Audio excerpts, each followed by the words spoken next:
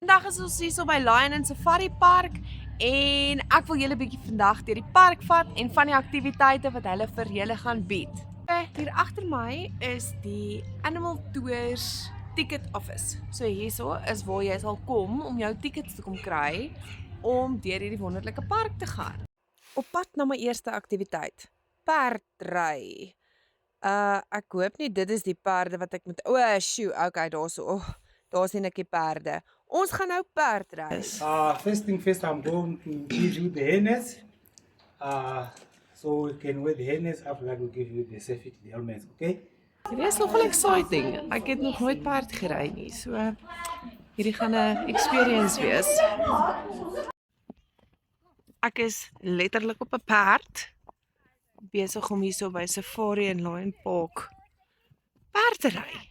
You were our guide today on the tour for the horses. Yes. And it was actually quite fantastic. Yes, It's the thank first you. time I To ride rode a a horse? horse. Yeah. So you gain experience, but yeah. Yes. So how long have you been doing this?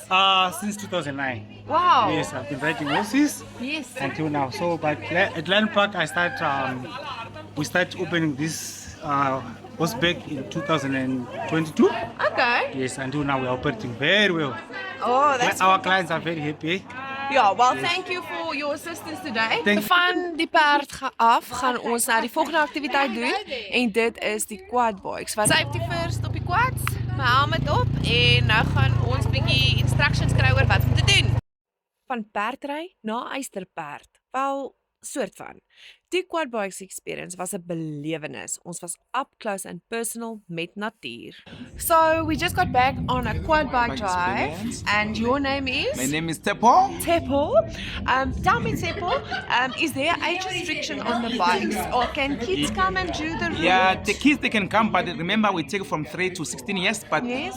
but 3 to 16 years they can only go as the passengers. Okay. But from 16 upwards, and then you can drive your own self because it's all about the controls. Yes. Because remember the kids they can't control the bikes, so Okay. that's why they've got the limit age. So limit age is our 16 upwards, and then you can drive your own self. Awesome. So I'll bring my kids here. They would love please that. bring them.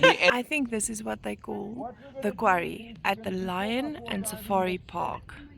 So behalwe vir die amazing views, soos julle hier agter my kan sien, en hierdie absolute stunning bosveld omgewing, is die quarry nogal verskriklik cool. Jy kan jou eie 4x4 daardeur doen. Animal Encounter gaan met hierdie fantastiese trokkie hier agter my. So kom ons gaan kyk wat se diere ek alles kan sien hier by Lion and Safari Park. Ons het nou net in die Lion Enclosure ingery. So ek het al impala en 'n baba kameelperd gesien. So nou gaan ons kyk na die leeu's en daar's beautiful Bernice. Hallo. They sleep an average of 16 to 20 hours a day.